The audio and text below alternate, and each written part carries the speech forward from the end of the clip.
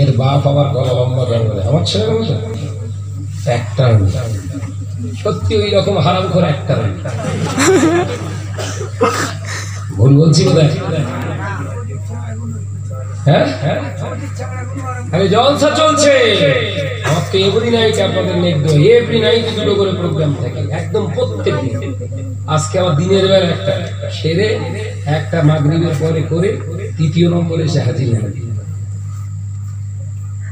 এ continue চলছে যখন কড়া লকডাউন চলছে কি বলবো পুলিশের ঘরে সব রাসানি হবে পুলিশ প্রশাসন কলকাতা একজন সার্জেন্ট পুলিশ সে গাড়ি নিয়ে চুরি করে আমাদের ঘরে চলে এসেছে ভাইজান ঘরে আছে তো কেস ফেস খেয়ে গেল নাকি হ্যাঁ ঘরে আছে আর ভাইজান আজকে আমাদের ঘরে যেতে হবে কেন আমার মায়ের সব রাসানি আপনার যেতে হবে লকডাউন বলে সে ব্যবস্থা করে নিয়েছি কিরকম পারমিট করে নিয়েছে যে পারমিট লাগবে না দেখছিলাম কাগজ বের করেছে লেখা আছে মৃত্যু বাড়ি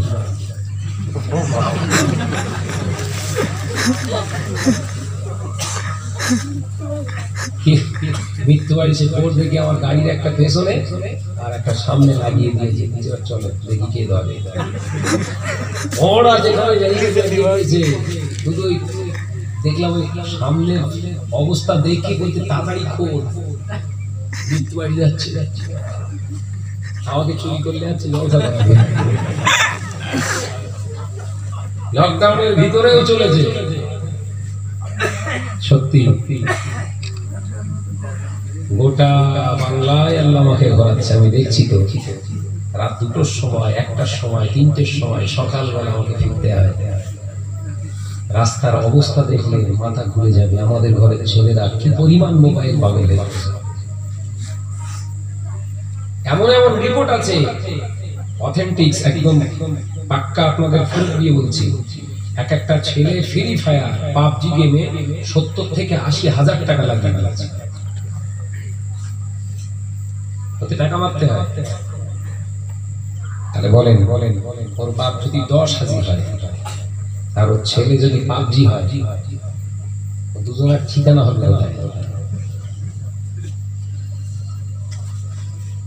দেখুন কেউ কারোর বিচার করবে না নিজের বিচার নিজে করতে শিখবে আমার বিচার সুপ্রিম কোর্ট করবে ভুল হতে পারে কথা ঠিক না বুঝতে আমার আপনার বিচার সুপ্রিম কোর্ট যদি করে বিচারটা ভুল হতে পারে কিন্তু আমার আপনার বিচার যদি নিজে থেকেই আপনি নিজে করেন এতটুকু ভুল হবে না হবে তাহলে পৃথিবীর জমিনে সবথেকে বড় সুপ্রিম কোর্ট আল্লাহ নিজের বিবেককে বানিয়েছেন জোরে বলুন সুবহানাল্লাহ জোরে হবে না সুবহানাল্লাহ তাই রাতে শোয়ার সময় ভাববেন আব্বাজান মেজলা হুজুর কিবলা বলতেন বাবা এক ফোঁটা এলেম দিলে আল্লাহ 10 ফোঁটায় এলেমের দ্বারা চালনা করো তুমি নিজেকে আর রাতে ঘুমাবার আগে ডান দিকে কাত হয়ে শুয়ে ডান হাতটা চোয়ালের উপরে বালিশের উপর মাথা দিয়ে কাত হয়ে পা দুটোকে হালকা ভাঁজ করে 5 মিনিট চিন্তা করো সারাদিন কিভাবে কাটিয়েছি ওটাই হবে নাজাতের রাস্তা বুঝলে বলো সুবহানাল্লাহ কি মানুষ ছিলেন বলেন আমি তখন ফুরফুরা মসজিদের মধ্যে মাদানিয়া মসজিদ বড় দরবারের সামনে এখন 2 তলা করেছে সামনে কোনটা এখনো টালি আছে ভাইরা আমার নজনের যুবকেরা ছেলেরা বাচ্চারা পর্দানি সিনামা বোনেরা আলোচনা ওদিকে নয় ভালো করে বোঝো আল্লাহ নবী দিন ও দুনিয়া বাদশা হাবিবুল্লাহ নবী জনাবে মুহাম্মদ রাসূলুল্লাহ সাল্লাল্লাহু আলাইহি ওয়াসাল্লাম আজ জমানে জানিয়ে দিলেন তাহলে জুয়াটা প্রতিষ্ঠিত হয়ে যাবে ও আমার সাহাবীরা আমি রাসূলুল্লাহ জানিয়ে দিলাম যখন পৃথিবীর জমিনে এই রকম হারাম জিনিসগুলো প্রতিষ্ঠিত করা হবে রাষ্ট্রীয়ভাবে আমি রাসূলুল্লাহ জানিয়ে দিলাম পৃথিবীর জমিনে আল্লাহ একের পর এক গজব নাযিল করবে এই নওজোয়ান যুবকেরা আল্লাহ নবী উদাহরণ দিলেন একটা তাসবিহ ওই তসবির মালা সুতোটা যদি কেটে দেওয়া হয়, তসবিহ দ্বারা যদি সুতোটা কেটে দেওয়া হয়, পর যেমন এক এক করে তসবিহগুলো উপরে উপরে পড়তে থাকে। বান্দা যখন হারামের রাস্তা, জাহান্নামের রাস্তা ধরে ফেলবে, সমাজে যখন হারামিয়াতের বড় বড় তার জায়গা তৈরি হবে, আবার আল্লাহ একের পর গজব নাযিল করবে। আল্লাহ নবী উদাহরণ দিলে মুসলিম শরীফের ভিতরে এসেছে, কলেরা এবং পেলেগ রোগের থেকে ভয়াবহ মহামারী নাযিল করবে, মহামারীটা নাযিল করবে। এ নজনেরা হয়তো আমরা বলতে পারবো না, কিন্তু এই সব মুরব্বী আনগণেদের জিজ্ঞাসা করে দেখো, আজ থেকে 50 বছর আগে মানুষ মারা যেত কলেরা রোগী, কলেরা হয়ে তারা মারা যেত। একজনের গর্ত খুঁড়ে রাখে আগে আমার মাইকে ঘোষণা হতো, আবার মুখের বাপ মরেছে। ওই কলেরা পেলেগের থেকে এখন বেশি হচ্ছে না কম? কলেরা রোগ 200টা দেশে একসঙ্গে আক্রমণ করি ইতিহাসে দেখা। আর এই কোভিড-19 একসঙ্গে ঝেড়েছে কটা দেশ? 20টা দেশ, বাকি 200টা দেশ পুরো ঘরে চলতেছে। আমাদের ভারতবর্ষে র্যাঙ্কে 1, আমরা গর্বিত, আমরা সবার থেকে এখন আগিয়ে আছি। ইকোনমিক্স দিক থেকে সবার শেষে আমাদের নাম। ইকোনমিক বোঝেন না? অর্থনৈতিক পরিকাঠামো, ভারতবর্ষের অর্থনৈতিক পরিকাঠামো এখন পৃথিবীর যত দেশ আছে সবার নিচে। এর নাম সবকা বিকাশ সবকা সাথ, মানে পুরো বিকাশ করে ঝেড়ে গর্তই দিতে দে, তারপর বাবা বিশ্বনবী আদর্শ মেনে চলুন। দেখুন আজকে বামন দলে বসে আছি, আমাদের ঘরের ছেলেরা হয়তো অনেকই মনে করছে নবীর দেশে যাব, নবীকে মহাব্বত করে এখানে প্যান্ডেল করেছি, মজলিস দিয়েছি, নবী আমায় মহাব্বত করবে, অবশ্যই করবে করবে করবে, আমি সারা বলে যাচ্ছি করবে। শর্ত হলো সুন্নাতে হাবিবি, আপনার ভিতরে সুন্নতের পয়রুবি কতটা আছে সেটাই আগে দেখবে। ফুরফুরা ইসালে সওয়াব প্রতিষ্ঠিত করছে মোজাদ্দেদে জামান, একটু জানলেই বোঝাবে যে রাসূল কার কাছে আসবে, কাকে দেখবে, একটু জানবে। দাদা হুজুর পীর কে রহমাতুল্লাহ আলাইহি ইসালে সওয়াব প্রতিষ্ঠিত করছে 21, 22, 23 ফাল্গুন। জানতো সব? কেন যাবেন না? কারণ দাদা হুজুরের হিজরতের জায়গার পাশেই আপনাদের ঘর।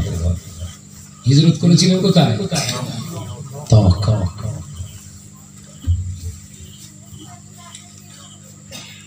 আড়াইশের বাতাসা হুজুর কেবলা সামনে রেখে দিলেন। আল্লামা নিসারউদ্দিন রহমাতুল্লাহ আলাইহি প্রশ্ন করছে, হুজুর এই আড়াইশের বাতাসা কি হবে?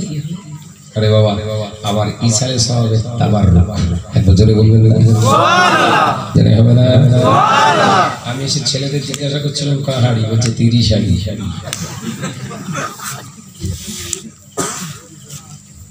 30 হাড়ি। দাদা হুজুর ইসালে সওয়াব দিয়েছে কি? কত হাড়ি? 250, মানে 750 শের, বুঝেন তো? 750।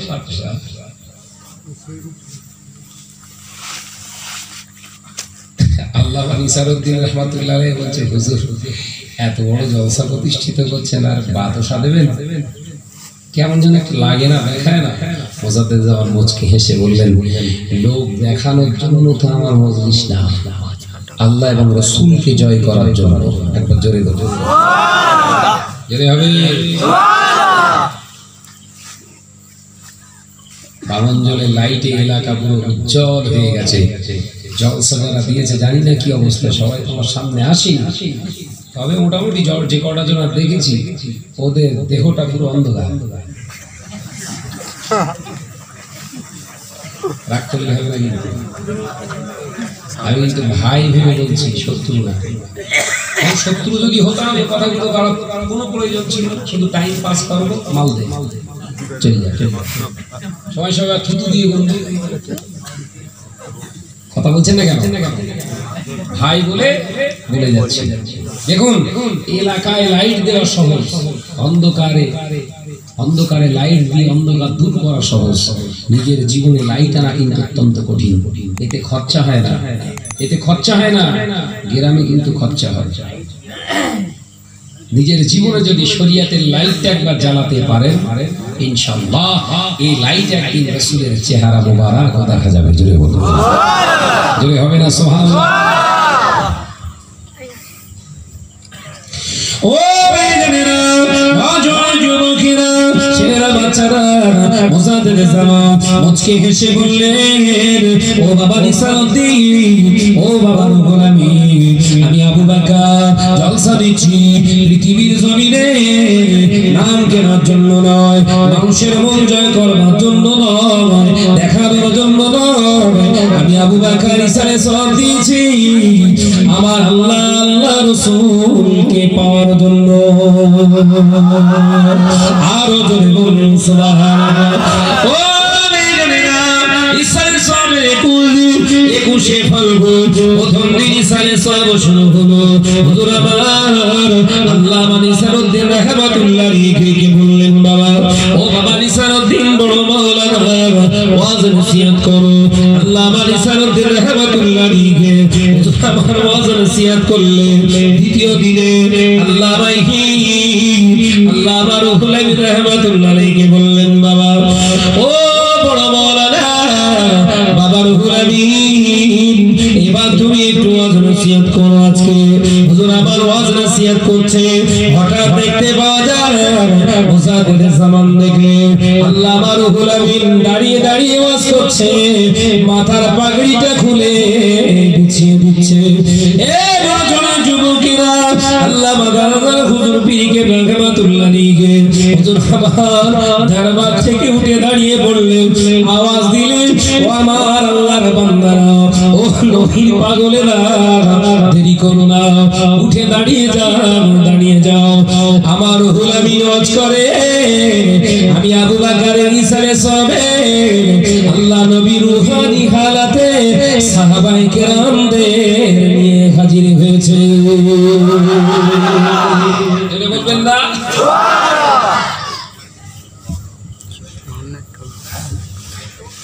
কি গো, ইসালের সওয়াবে 250 বাতাসা, সেই ইসালের সওয়াবে বিশ্বনবীর আগমন, 30 শাড়ি 30 দেগ বিরিয়ানি, নবীর খুশবু পাওয়া যাবে তো? মুজাদ্দেদ জামান ঠিক চতুর্থ দিনের মাথায় ঘুমের ভিতরে স্বপ্ন দেখলে আল্লাহ নবী তো জানে বাদশাহ হাবিবুল্লাহকে জনাবে মুহাম্মদ রাসূলুল্লাহ সাল্লাল্লাহু আলাইহি ওয়াসাল্লাম স্বপ্নযোগে আবার দেখা দিলেন। জোরে বলুন সুবহানাল্লাহ। মুজাদ্দেদ জামানকে বললেন, ও বাবা আবু বকর, তোমার ইসালে সফর আমি নবী বড় ভালো লেগেছে। হুজুর জিজ্ঞাসা করলেন, হুজুর ইয়া রাসূলুল্লাহ, ইয়া হাবিবাল্লাহ, আমি আবু বকরের ইসালে সবে কোন দিকতে ভালো লেগেছে? আল্লাহ নবী জানিয়ে দেন, ওরে আমার আবু বকর রে, আমি নবী তোমার ইসালে সবটার ভালো আমার লাগার কারণ হলো আমি আবু বকরের দিকে তাকালাম, আমার আবু বকরের মুখটা আমি নবীর মুখটার সঙ্গে মিলালাম, আমি রাসূলুল্লাহর মুখে দাঁড়িয়ে আমার আবু বকরের মুখেতেও দাঁড়িয়ে আমি নবী নামাজের দিক থেকে মেলালাম, আমার আবু বকর নামাজের পাবন্দি, আমি রাসূলুল্লাহ নামাজের পাবন্দি। আবু বকর, আমি নবী দেখলাম হারাম থেকে পরিষ্কার করি আমি রাসূল, আমার আবু বকর হারাম থেকে পরিষ্কার করে। ও আমার আবু বকর, এই রকম আশিক উম্মত যদি জলসা দেয়, ইসালে সওয়াব দেয়, আমি নবী না এসে কি থাকতে পারি? আরো জোরে বলুন সুবহানাল্লাহ।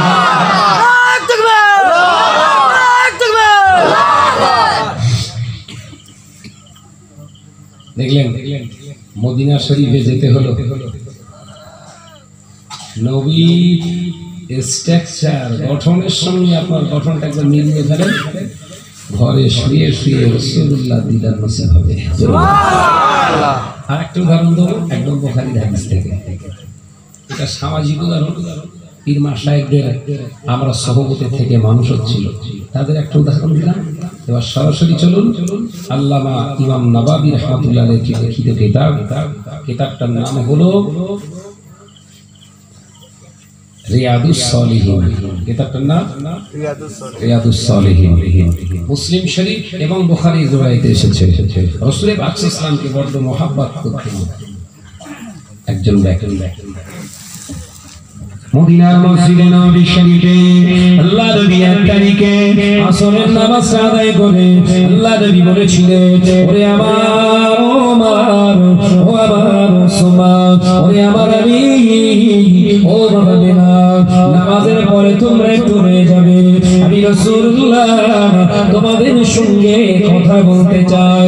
হে বাবা জনেরা, পর্দানিশীরা মা বোনেরা, কোরআন খুলে কথাবার্তা গুলো শোনার চেষ্টা করো। আল্লাহ নবী সাহাবারা দাঁড়িয়ে রইলেন। নবী আবার মসজিদে নববী শরীফে সাহাবায়ে কেরামদের সঙ্গে দাঁড়িয়ে বললেন, ও আমার আমি নবী হয়তো একদিন চলে যাব, দুনিয়া ছেড়ে চলে যেতে হবে। ওরে আমার সাহাবারা, আমি রাসূলুল্লাহ আমার গায়ের জুব্বাটা আমি তোমার কাছে আমানত রেখে গেলাম। ও সাহাবীরা, আমি নবী জানিয়ে দিলাম আমার এই গায়ের জুব্বাটা আমার একজন মহব্বতের উম্মত, নাম তার ওয়াইসাল করনি। ওয়াইসাল করনির জন্য আমি নবী আমার গায়ের জুব্বাটা তাকে হাদিয়া দিয়ে গেলাম।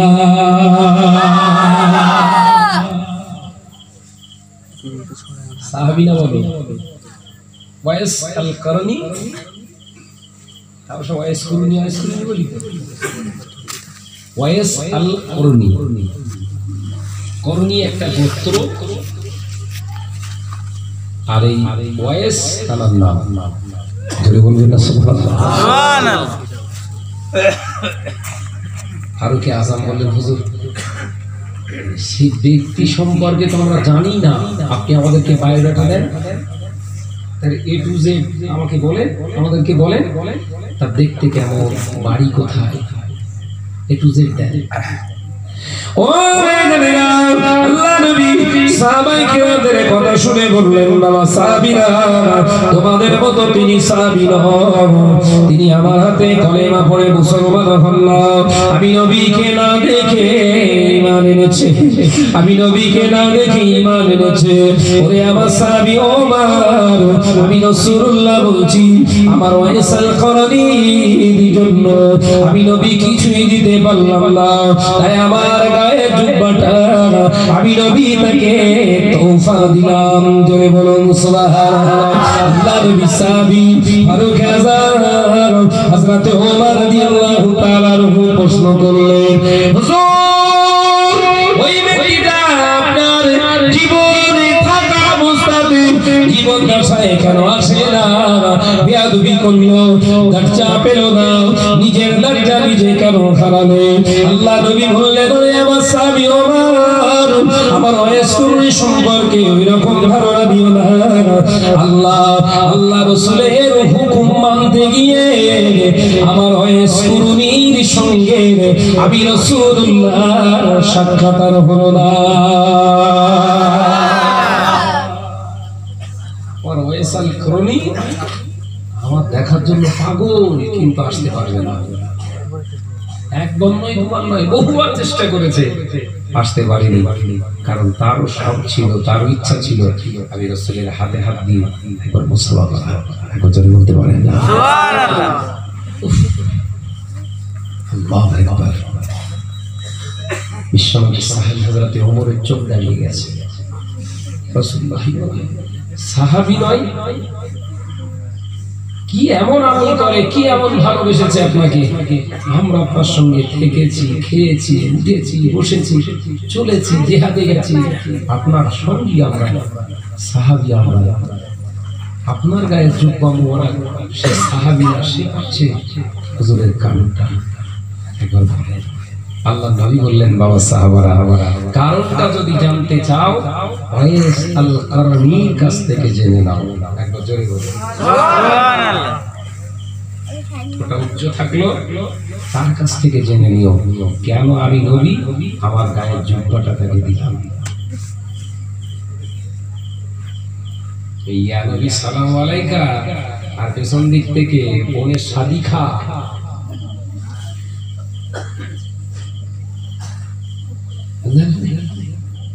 একদম চাপ দাড়ি হাজি সাহেব, হ্যাঁ হজ করে ঘরে ফিরেছে, রহিম বংশের ছেলের বিয়ে হচ্ছে, দাওয়াত দিয়ে দিয়েছে। একদম জুব্বা খেতে পা পর্যন্ত জুব্বা খাটিয়ে বোনের সাথে গেছে। ফেরেশতারা বলছে কি হলো আল্লাহ? বলছে দেখ না কি করে, দেখ। শয়তান সহ্য করতে পারেনি। হাজি সাহেব বোনের সাথে খেতে যাচ্ছে দেখে হাজি সাহেবের পায়ের ধুলো নেওয়ার জন্য রাস্তায় শুয়ে পড়ে। কে শুয়েছে? ইবলিস শুয়ে পড়েছে।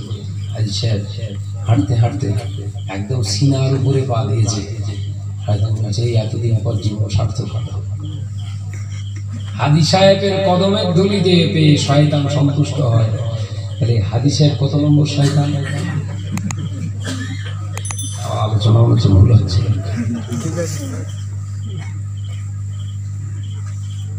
আমার মানুষগুলো একটু সব ডাইরেক্ট হিট তো, কত বদয়া করে না, বহু পুলিশের তো মরতেছে, ও মরবে কল।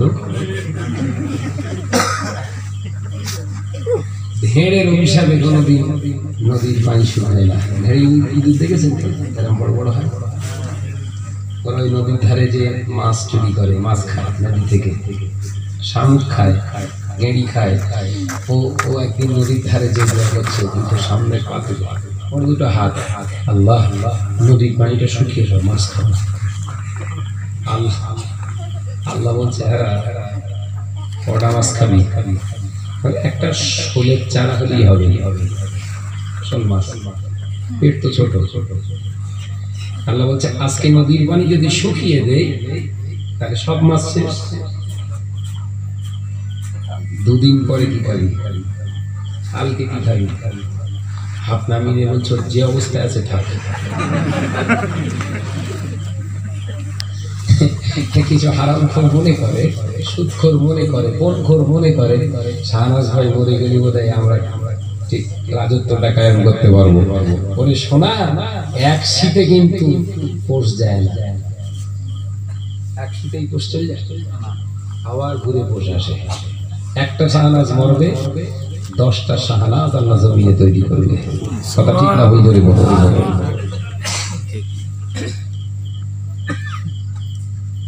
অটোমেটিক তৈরি হয়ে গেছে।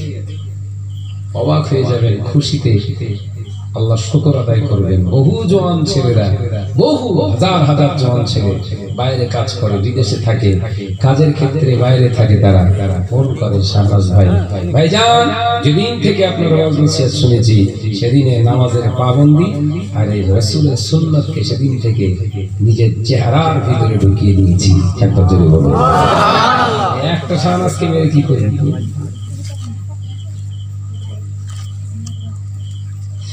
ও আল্লাহ নবী বীর দুনিয়া বাদশা হাবিবুল্লাহ গে নবী জনাবে মুহাম্মদ রাসূলুল্লাহ গে সাল্লাল্লাহু আলাইহি ওয়াসাল্লাম। ওরে যা সাহাবী হযরতে ওমর কে বলল, ওরে আমার সাহাবী ওমর, আমার আইসাল খারানি আমি রাসূলুল্লাহ কে দিতে পারলাম না। আমি হাফিজ সাহাবী সেনা, আমি নবীকে দেখে না, আমি নবীর প্রতি এমন মহব্বত ভালোবাসা আমার প্রতি জাহির করেছে, আমি নবী থাকতে পারলাম না। আমার গায়ে জুব্বা মোবারক আমি দিয়ে গেলাম, শুধু জুব্বা নয়, ওরে আমার ওমর, আমার আইসাল কারানির সঙ্গে সাক্ষাৎ হলে তোমরা বলে দিও আল্লাহর নবী কিছুই দিতে পারে না, গায়ে জুব্বা মোবারকটা দিয়ে গেলে আর আমি নবীর সালামটা দিয়ে গেলাম। জোরে বলে নবী সালাম দিচ্ছে উল্টো। তাহলে বামন দলে থেকেও নবীকে পাওয়া সম্ভব যদি প্রকৃত নবীর উম্মত হন। দোগলা হলে কপাল কালো হবে, কবরও কালো হবে। দোগলা মানে নামাজও চালাচ্ছে, সুদও চালাচ্ছে। বলছি নাকি? ও মেয়েরা, নজর যুবকেরা, ছেলেরা, বাচ্চারা, বামন দলের সোনার মালিকেরা, আল্লাহ নবী কোলেগার সাহাবী ফারুক আযম হযরত ওমর রাদিয়াল্লাহু তাআলা আনহু আমার নবীকে প্রশ্ন করলেন, ইয়া রাসূলুল্লাহ, ইয়া হাবিবাল্লাহ, হুজুর দয়া করে বলুন কি এমন মহব্বত করেছে ওয়াইসুরের জন্য হুজুর আপনি নিজের গায়ে জুব্বা এবং সালাম পর্যন্ত দিয়ে দিলেন। আল্লাহ নবী মুচকি হেসে বললেন, ওরে আমার ওমর, আমি ওয়াইসুরনি আমার দরবারে আমি দেখতে পাইনি, আমার দরবারে না আসতে পারে, আমার ওয়াইসাল করানি আল্লাহ দরবারে যদি দোয়া চায়, আমার ওয়াইসাল করানির দোয়া আমার আল্লাহ কবুল করে থাকতে পারে না। আরো জোরে বলুন সুবহানাল্লাহ। ও বাবা ওমর, আমার ওয়াইসাল করানির সঙ্গে যদি সাক্ষাৎ হয়, আমার ওয়াইসাল করানির হাতটা ধরে ওমর আমার উম্মতের জন্য একটু দোয়া করতে বলো, কারণ আমার আল্লাহ ওয়াইসাল করানির দুয়ার বরকতে ৭০,০০০ গুনাহগার উম্মত নাজাত পেয়ে যাবে। তিনি বলতে পারবেন না কি নবী দরদি ছিলেন, কি নবী প্রেমিক ছিলেন গো, আল্লাহ দোয়া করলে ফেরাতে পারে না। আর আমরা দোয়া করতে আল্লাহ জান্নাতে পৌঁছে দাও, আযাব কত বেড়ে যাবে।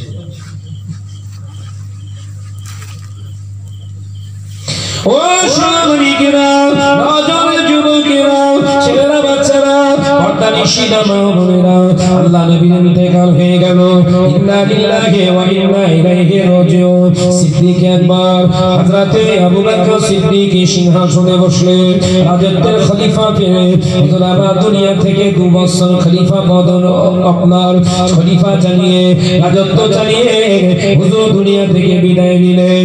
এ নজরেরা, ফারুক আযম নির্বাচিত হলে খলিফা হয়ে গেলে হযরতে ওমর খলিফা হয়ে এবার চারিদিক থেকে মানুষ যখন আসতে লাগলে হুজুর এবার ওয়াইসাল কারানীর সন্ধান শুরু করলেন। জোরে বলুন সুবহানাল্লাহ, আরো জোরে বলুন সুবহানাল্লাহ। আল্লাহ নবী সাহাবী হযরতে ওমর বলেন, ওয়াইসাল কারানীকে চেনো তোমরা কি? ওমরের মানুষ আছে, তাদের জিজ্ঞাসা করে, দর্শনের মানুষ আছে, তাদেরকে জিজ্ঞাসা করে। দামেস্কের একদল মানুষ এলো, হুজুর জিজ্ঞাসা করলেন, আল্লাহর বান্দারা, ওয়াইসাল কারানী নামক ব্যক্তিকে কি তোমরা চেনো? হুজুর বললেন, যখন এই কথা কিছু লোক উঠে দাঁড়িয়ে বললেন, হুজুর আমাদের এলাকায় একটা পাগল কৃপণ ব্যক্তি আছে, ওয়াইসাল কারানী তার নাম।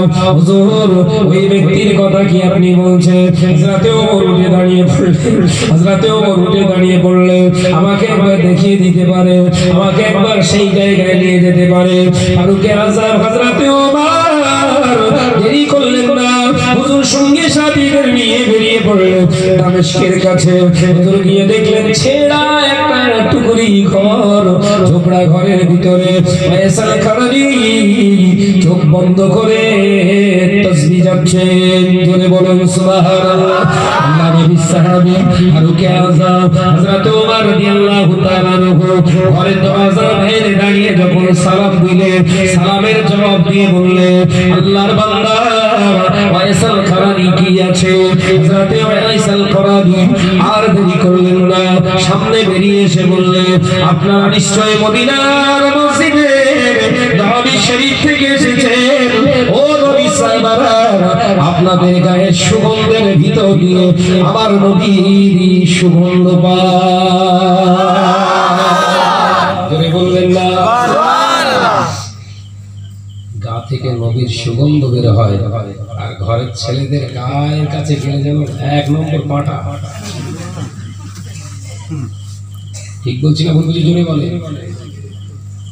পরিষ্কার পরিচ্ছন্ন নেই, হাতের লোকগুলো দেখলে মনে হয় সব 30-40 বছর মধ্যে জঙ্গলে ছিল।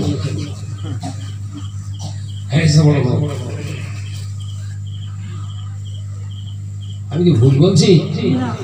চুল কেটেছে এ সাইডে পুরো নেড়া,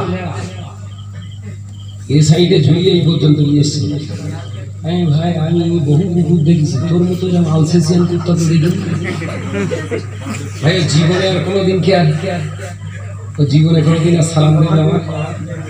আমি তো ডাইরেক্ট হিট করি, খোদার কসম করে বলতে যাই। পেছনে বক্তব্য একদম পছন্দ করি। রাসূল বলেছেন হারাম যা করো ডাইরেক্ট মারো। ঘরের ছেলেরা আমরা দাঁড়িয়ে গেছি ভর্তি, ওদের দাঁড়িয়ে এইটুকু। ঠিক বলছি না? বলবি জুটের বল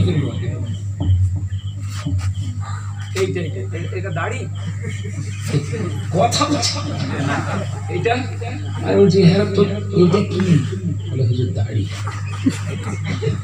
আমি বললাম তাহলে এটা কি আমার হাড়ি? তো যদি এইটা দাড়ি হয় তাহলে আমরা কি এটা হাড়ি রাখলো? বলছে না আপনার ফুল দাড়ি, আমার হাত দাড়ি।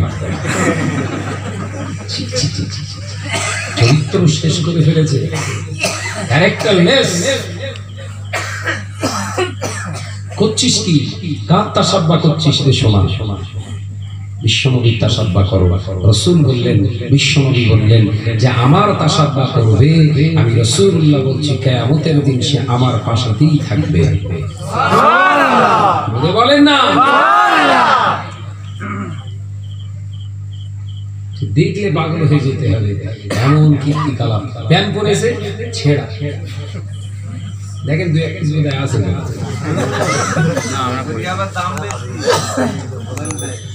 এখানে ছেঁড়া, এখানে ছেঁড়া। মেয়েরা কি সুন্দর হাতা লম্বা জামা পরছে এখন। আমি দেখেন যাক বহুদিন পর আল্লাহর রহমত হয়েছে, কোম্পানির মাথায় কোথায় কিছু একটা দিল। ও বাবা পাশে গেছে, এইখানে আবার ছেঁড়া। কি বলে এরকম কেন? তারা বলতে যাচ্ছে কি সব ঢেকে রাখলেই হয়। বস্তা ধান যদি একটু না দেখে, সেলফেল যদি না রাখে, তো খদ্দের ডুববে কোত্থেকে? খদ্দের ধরার জন্য। ও যুবকেরা, ছেলেরা, বাচ্চারা, মর্দানিসীরা, মা বোনেরা, আল্লাহ নবী কলেজার সাহাবী, দয়ার নবীর কলেজার সাহাবী হুজুর আমার আদরি করলেন না হযরতে ওমর ওয়াইসে আল কারানি রাহমাতুল্লাহ আলাইহির দরবারে সামনে দাঁড়িয়ে জুগলে জুগলে কাঁদে। ও আল্লাহর বান্দা, ও ভাই ওয়াইসে আল কারানি, আপনি কি করে জানলেন আমি নবীর দরবার থেকে এসেছি? আল্লাহ নবীকে আপনি তো দেখেন না, আল্লাহ নবীকে তো আপনি দেখেন না, আপনি কি করে আমায় চিনতে পারলেন? হযরতে ওয়াইস আল কারানি বলে, ও নবী পাকের সাহাবী ওমর, আমি আমার নবীকে না দেখতে পারি, আমি আমার নবীকে না দেখতে পারি, আমি আমার নবীর সাক্ষাৎ না নিতে পারি, আমার নবীর হাতে হাত দিয়ে কলেমা না পড়তে পারি, আমি আমার নবীকে জীবনের প্রতিটা রক্ত বিন্দু দিয়ে ভালোবাসি। আপনি তো নবীর দরবার থেকে আসছেন, নবীর সাহাবী, আমাদের আমিরুল মুমিনিন, আপনি কি দেখাতে পারেন আমার নবীকে আপনি কতটা মহব্বত করেন? আপনি কি দেখাতে পারেন আমার নবীকে আপনি কতটা মহব্বত করেন? হযরতে ওমর রাদিয়াল্লাহু তাআলা আনহু বললেন, আমি দেখাবো আপনাকে। কি করে তা বলবো? আমি কি করে আপনাকে প্রমাণ দেখাবো? আল্লাহর নবী বলে যান, হযরতে ওয়াইস আল কারানি বললেন, আমি দেখাতে পারবো আমার নবীকে কতটা আমি মহব্বত করি। যদি দেখতে চান তবে দেখে নেন। ও নবী সাহাবীরা, আমি ওয়াইস আল কারানি আমার জুব্বা মোবারকটা আমি তুললাম, দেখে না তিনখানা পাথর বাঁধা, পেটেতে তিনটে পাথর বাঁধা আছে। কি ব্যাপার পাথর বাঁধা কেন? যেদিন থেকে শুনেছিলাম খন্দকের ময়দানে খাদ্য অভাবে নবী সাহাবীরা আমার নবী সহ খাবার পায়নি, পাথর ফাটিয়ে বালি সরিয়ে কঙ্কর সরিয়ে বড় খাল খনন করতে গিয়ে খাবার শেষ হয়ে গেছে।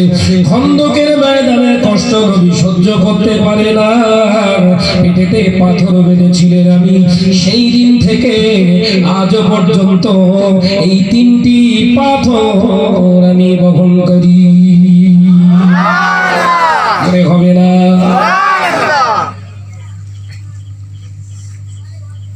মুখে দরদ চলবে না রে বাবা। ইয়া নবী সালামু আলাইকা, আর নাতির হাতে 50 টাকা তুলে দে, ফোন মেরে দাড়ি কাট, ও দরদি কোনো লাভ নেই। পয়সা দাও। বিশ্বনবী সাহাবী হযরত ফারুক আযম ঝরঝর করে কাঁদছে। কি এমনি রাসূল নিজের গায়ে চুম্বা দেয়নি, কি সাংঘাতিক নবী প্রেম। ও নবী পাকের পাগল ভাই ওয়াইসাল খারানি, একবার বলেন আপনি আমার নবীকে কি এমন পাগল করেছে, নবীকে এমন কি ভালোবেসেছে যার কারণে আমার নবীর গায়ের জুব্বা আপনাকে তোহফা দিয়েছে। ও নবী পাকের পাগল ওয়াইসাল খারানি ভাই, আমি আপনাকে একটা প্রশ্ন করি, একবার উত্তর দেন। আপনার কি আম্মা বেঁচে আছে? হ্যাঁ আমার আম্মা বেঁচে আছে। আমার আম্মা হায়াতে আছে। আপনার কতটা টাকা পয়সা আছে? বলে আমার এক দিনার কি আপনার সঙ্গে আমার নবী কি জানায় না? আমার মা দুই চোখে অন্ধ, আমার মা চোখে দেখতে পায় না। আমি আমার নবী হায়াতে আছে শোনার পরে একবার দুবার নয়, আমার নবীর সাক্ষাতের জন্য আমি 27 বার প্রস্তুতি নিয়েছিলাম আমার নবীর দরবারে যাব। আমি ঘর থেকে যখন একবার বের করে আওয়াজ দেয়, ও আমি মা দুই চোখে দেখতে পাই না, আমাকে ফেলে যাস না বাবা, আমি ওযু করতে পারবো না, নামাজ ঠিক মতো আদায় করতে পারবো না, কারণ আমার দুটো চোখ ওয়াইসাল করনি তো, আমার চোখ তোর কাছে আছে, আমি দেখতে পাই তোর চোখের ভিতর দিয়ে, আমি নামাজ পড়তে পারবো না, ওযু করতে পারবো না। তুই যদি আমাকে ফেলে রেখে রাসূলুল্লাহর দরবারে যা, আমার নামাজ কাজা হয়ে যাবে রে বাবা, আমি বাইরে যেতে পারবো না। এইভাবে আমি 27 বার যতবার একবার করে গিয়েছি, পেছন থেকে মা ডেকেছে, আমি মায়ের অবাধ্য হতে পারিনি। আল্লাহ কোরআন পাকের ভিতরে জানিয়ে দিলেন, ওয়াসাইনাল ইনসানা বিওয়ালিদাইহি ইহসানা, ওরে বান্দারা পিতামাতার সঙ্গে খবরদার ইহসানের সঙ্গে তোরা ব্যবহার করবি, ভালোবেসে তাদেরকে রাখবি, তাদের সঙ্গে খারাপিয়াত কোনো রকম করবি না।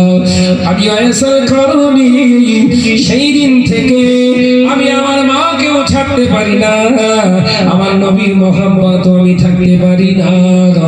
আমি জ্বলে ঘরের ভিতরে আজকে জরাজীর্ণ হয়ে গেছি। এবার আপনি বলেন আমি আমার নবীকে কি ভালোবাসায় কম করেছি। ফারুক আযম হযরতে ওমর বুকে জড়িয়ে ধরে পাগলা ছেলের মতো কাঁদতে লাগলেন, ও নবী পাগল হয়েছে, তুমি আমার জন্য আর আমার নবীর উম্মতদের জন্য দোয়া চাও। হযরতে ওয়াইসাল কারণী এই কথা বলার সঙ্গে সঙ্গে দুটো হাত তুলে দোয়া চাইলেন, আল্লাহ পাক আমার নবীর উম্মতদের তুমি মাফ করে দাও, আমার নবীর উম্মতদের তুমি ক্ষমা করে দাও। এ নজনের যুবকেরা ওয়াইসাল কারণীর দোয়া শেষ হলো, ফারুক আযম বললেন, ও নবী পাকের কলেজা, ও উম্মতি ওয়াইসাল কারণী, আপনি আরেকবার দোয়া চান, কারণ আমার নবী বলেছিলেন একবার দোয়াতে 70,000 আল্লাহ ক্ষমা করে দেয়।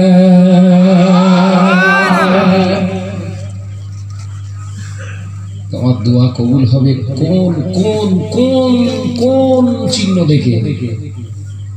তোমার নামাজ, তোমার রোজা, তোমার হজ, তোমার যাকাত, তোমার দান সদকা, মসজিদ মাদ্রাসা ইসলাম সব কবুল হবে কাজ দেখে? আইয়া ফি সূরা, তোমার চেহারা দেখে। নবীর পাগল কতটা না শয়তানের পাগল কতটা, সূরা দেখলে বোঝা যাবে। আল্লাহ আমাদের সকলকে হেফাজত করেন, আমিন। জোরে হবেন আল্লাহুম্মা আমিন, জোরে হবেন আল্লাহুম্মা আমিন। মহাপদের সঙ্গে জিকির কালিমা লা ইলাহা ইল্লাল্লাহ।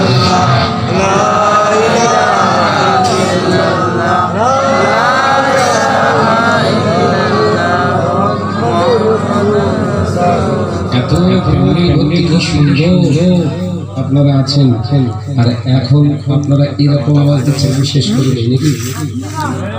হ্যাঁ, আমার সঙ্গে থাকতে গেলে চাঙ্গা থাকতে হবে, লড়বড়ে চলবে এখন চাঙ্গা প্রাণ খুলে জিজ্ঞা করি লা ইলাহা ইল্লাল্লাহ।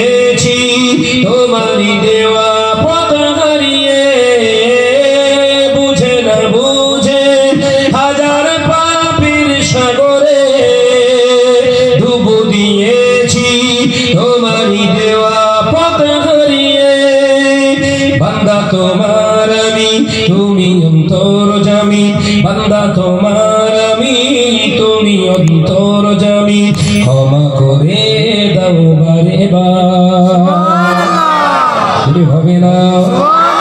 নারে তাকবীর, নারে তাকবীর, ইয়া রহিম রহমান, ইয়া করিম মেহেরবান। গুরু লা ইলাহা ইল্লাল্লাহ, লা ইলাহা ইল্লাল্লাহ,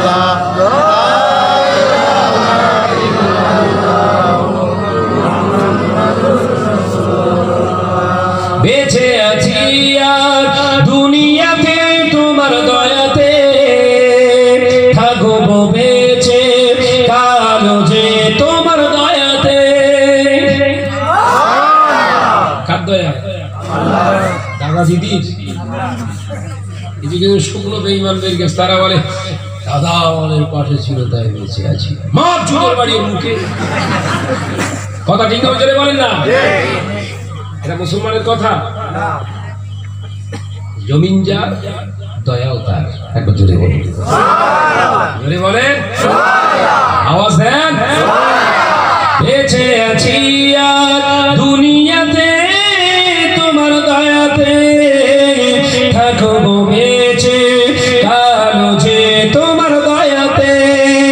বান্দা তোমার আমি তুমি অন্তর্যামী, বান্দা তোমার আমি তুমি অন্তর্যামী, রহম করো বারে বার হবে না। এত পাপ করছি, এত গুনাহ করছি, তাও আল্লাহর রহমত দিয়ে রেখেছে। একবার জোরে বলুন, জোরে হবে না। আর যে বলছে আমি দিয়েছিলাম তাই বেঁচে আছি, ওর কাছে একটা অন্যায় কর না। আজকে তোরে ভোটের আগে বলেছে ভাই ভোট শেষ হয়ে গেলে তার বর্ষা একা একা কথা হলো চলে। ভাই তো ভোটে দাঁড়িয়েছে, চাষা চাষা বাজারে যাচ্ছে, ভাই তো পেছন দিক থেকে এসে খ্যাক্ক ধরেছে।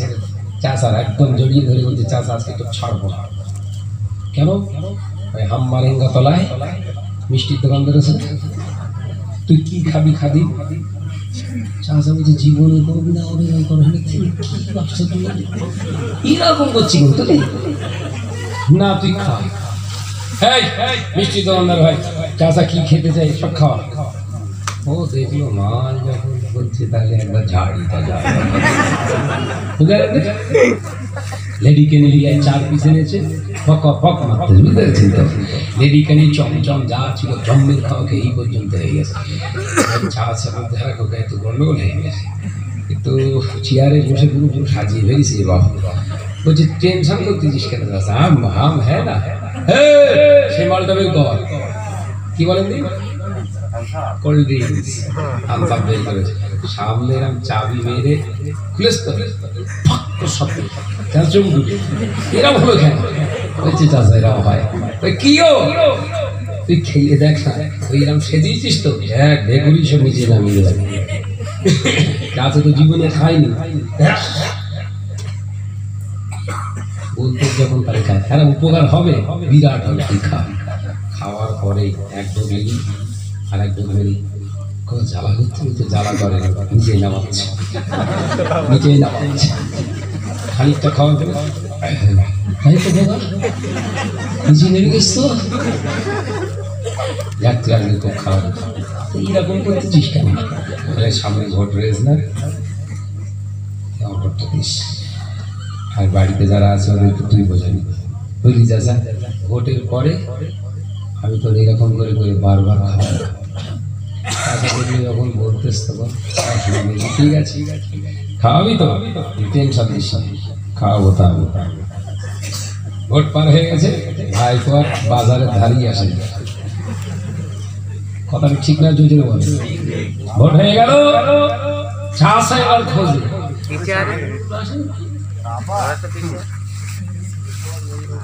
সবজির দোকানে যে মফিজুল আসে কখন বলে একদম একদম ফার্স্ট এসে ব্যাগটা দিয়ে আবার দেয়ালের আগে চুপ করে থাকে আমরা সব সাজিয়ে দিয়ে যে পালায় বলছে দাঁড়া কালকে নিশ্চয়ই আসবে। তো ফজরের নামাজ পড়ে এসে কোনে চুপ করে দাঁড়িয়ে কে দাঁড়িয়ে রয়েছে আচ্ছা একদম ফজরের নামাজ শেষ করে চলে যায় ভাই চারিদিক ফল ফুল করে বড় সাইডে ক্যাক করে দিয়ে বলছে তাড়াতাড়ি সাজা। আর ভাই পেছন দিক থেকে চাচা এসে ক্যাক করতে গেছে কোনো কথা হবে না চ ও তো দেখে তো সর্বনাশ আজকেও হবে আমার এ সর্বনাশ করে যে তার বাচ্চা মিষ্টির দোকান বলছে আর বস আমি বলে আসি খাবি বল বলেছি সেই আগের বার যা দিয়েছিস তাই খাবো। যে বলতেছে পচা মাল আছে তোর কাছে রিজেক্ট মাল যদি থাকে সব সাজা এই আজকে মারতেই হবে। আর এই যে খাওয়ার পরে সেই মাল আবার চাবে না কোনটা সেই ফস সোটা গুলিয়ে রেডি করে রং মেরেই ফেলবে ব্যাস খাওয়ানো যত পছন্দ আসলে তোর দাঁতের গন্ডগোল কি খাওয়া যত র জিনিসগুলো সব খেয়েছ তো খাওয়ার পরে অসুবিধা হচ্ছে না রেখা শেষ ব্যাস সেই মাল ইশারা করে সেই মালটা নিয়ে চাবি মেরেছে আর শব্দ হয় কোনো শব্দ হয়নি। তারপরে বলছে খোকা সে খস করলো না বলছে ভোটের আগে করে পরে আর না।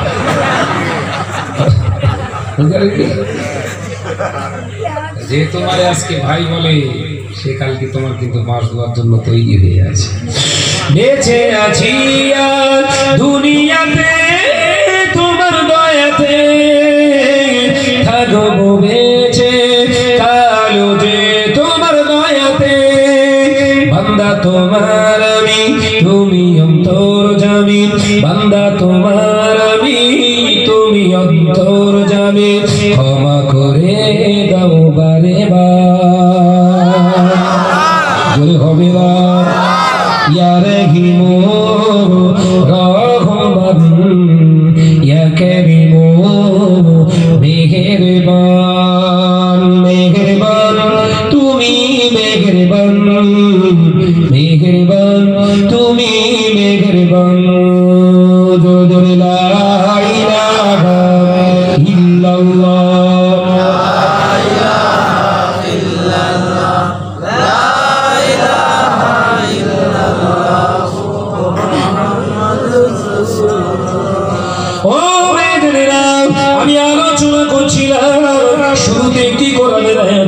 না ইয়া আইয়ুহাল্লাযীনা আমানু তাকুল্লাহা হাক্কা তুকাতিহি ওয়া লা তামুতুন্না ইল্লা ওয়া আনতুম মুসলিমুন। ওরে আমার বিশ্বাসী সম্প্রদায় বান্দা বান্দীরা, আমি আল্লাহ বলছি ঈমান আনার পরে পৃথিবীর জমিনে দুনিয়ার কোন মানুষকে ভয় নয়, দুনিয়ার কোন জীবজন্তুর নয়, আমি আল্লাহকে তোরা সর্বাধিক ভয় কর, ভয়টা করার মতো কর। ওয়ালা তামুতুন্না, ততদিন পর্যন্ত মরবি না, ততদিন পর্যন্ত দুনিয়া ছাড়িস না, ইল্লা ওয়া আনতুম মুসলিমুন, মুসলমান না হওয়া পর্যন্ত যেন তোর মওত না হয়। এ বাবনজলের নওজওয়ানেরা, যুবকেরা, পর্দা নিশি না মা বোনেরা, আমার আয়াতে কারিমার উপরে আজকে আলোচনা ছিল। আজকে যদি আমরা ভয় করতাম আমাদের ঘরে সোদের টাকা উঠতো না, আজকে যদি আমরা ভয় করতাম আমাদের ঘরে পরের টাকা উঠতো না, আমরা যদি আজকে ভয় করতাম আমাদের ঘরের ছেলেরা ফ্রি ফায়ার নিয়ে ব্যস্ত থাকতো না, আমরা যদি আল্লাহকে ভয় করে চলতাম ঘরের ছেলেরা মদ নিয়ে ছোটাছুটি করতো না, আজকে যদি আমরা আল্লাহকে ভয় করে চলতাম আমাদের ঘরের মেয়েরা ব্যভিচারের জন্য ছোটাছুটি করতো না, আজকে যদি আমরা ভয় করে চলতাম আমাদের ঘরগুলা সিনেমা হল হয়ে যেত না। মুসলমানের ঘর আর আছে? নামাজ পড়ার জায়গা পাইনি আমি,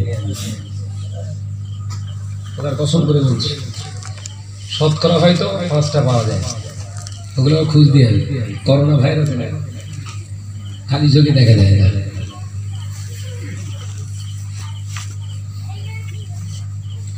যে ঘরেতে কোরআন তেলাওয়াত হয় ওর পাশের ঘড়িতে আবার হিন্দি গান হয়।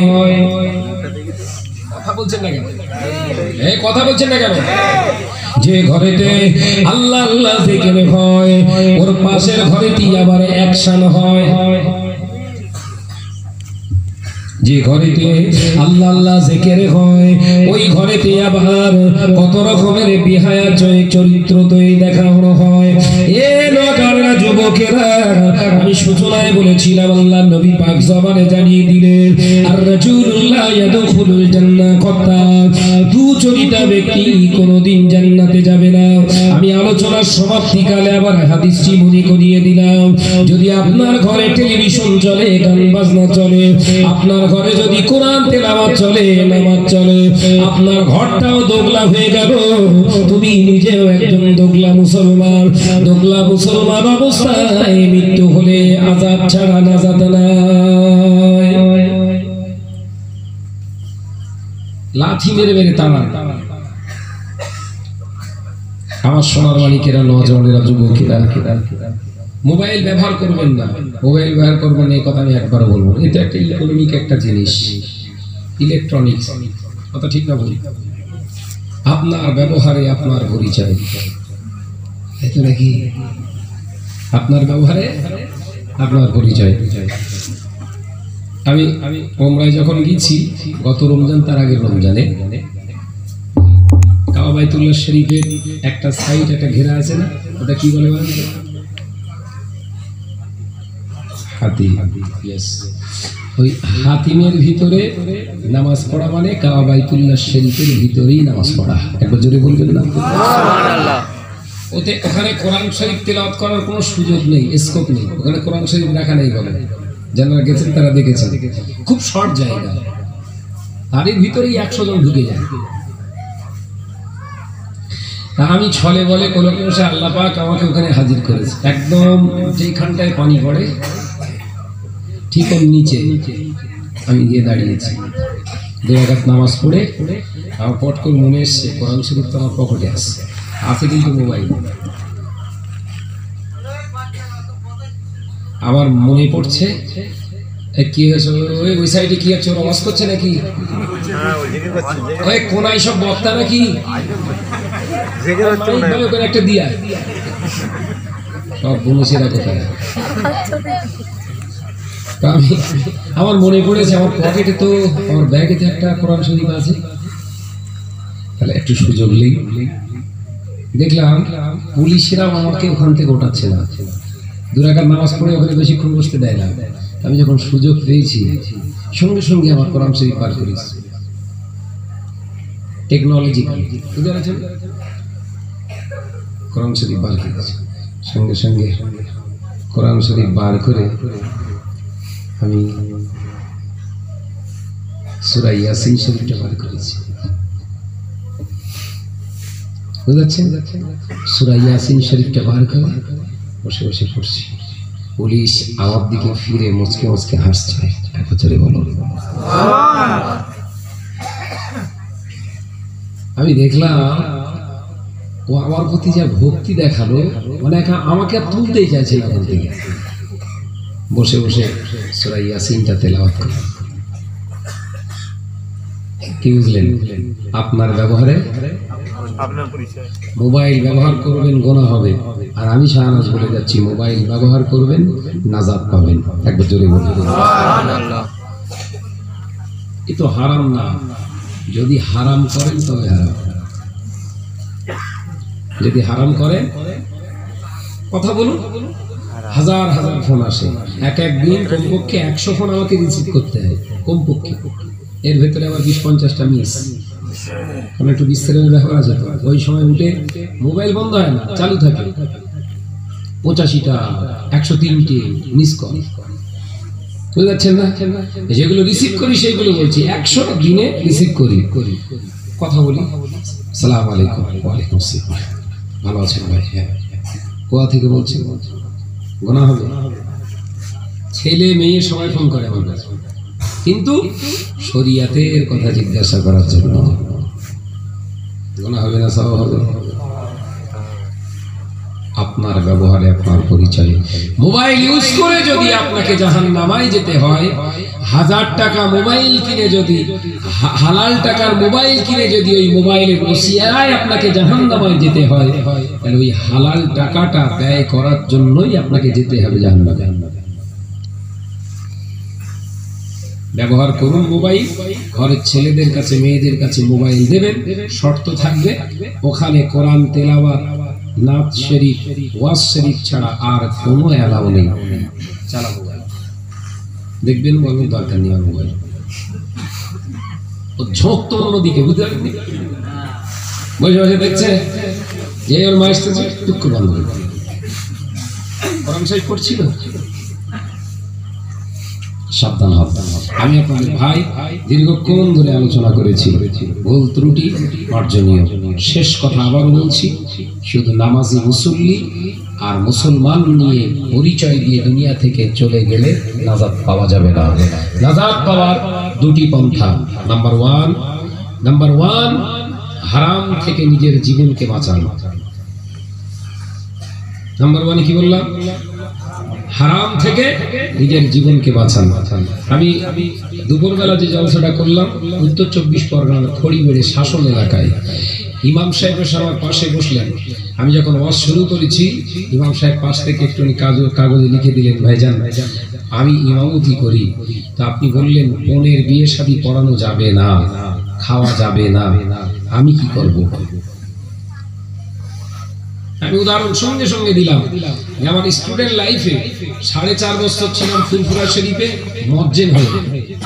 4.5 বছর, 4.5 বছর শুধু মসজিদে মজ্জেনি করেছি, ফুলপুরা শরীফে দরবার শরীফের মসজিদে। আর 13 বছর আমার এডুকেশন লাইফে আমি আরবিকে এমএম করেছি, মুমতাজুল মুহাদ্দিসিন, আর জেনারেলে এমএ করা আছে। 16টা বছরের কোর্সে আমি 13 বছর ইমামতি করেছি হাওড়া জেলায়। কারণ ক্ষমতা হবে না সামনে এসে বলার, শাহনাজ ভাই বোনের শাদীর বিয়ে করিয়েছে আর খেয়েছে, ক্ষমতা নেই। তাহলে আমি 13 বছর বললাম, আপনি পারবেন না কেন? আপনি ইমাম হয়ে যদি মনে করেন বোনের শাদী আমি না যদি খাই, বোনের দাওয়াত যদি না গ্রহণ করি, বোনের বিয়েটা যদি না পড়ায়, আমার ইমামতি চলে যাবে, এই ভয়ে যদি আপনি অন্যায় কাজে চলে যান, আপনি কোন সে ইমানদার একটু আমায় বলেন? কথা বলছেন না কেন? আপনি তো আল্লাহ থেকে বেশি ভয় করেন সমাজের মানুষগুলোকে। আপনি ইমাম কিসের ইমাম আমার একটু বলেন তো?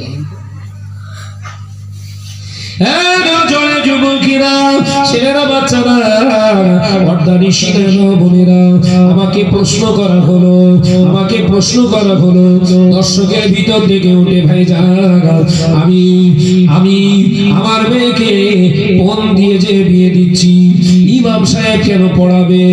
এর উত্তর আপনি কোন থেকে দেবেন? একজন উঠে বলছে শব্দ শুনেছি, দেয় তো ইমাম সাহেব যদি না পড়ায়।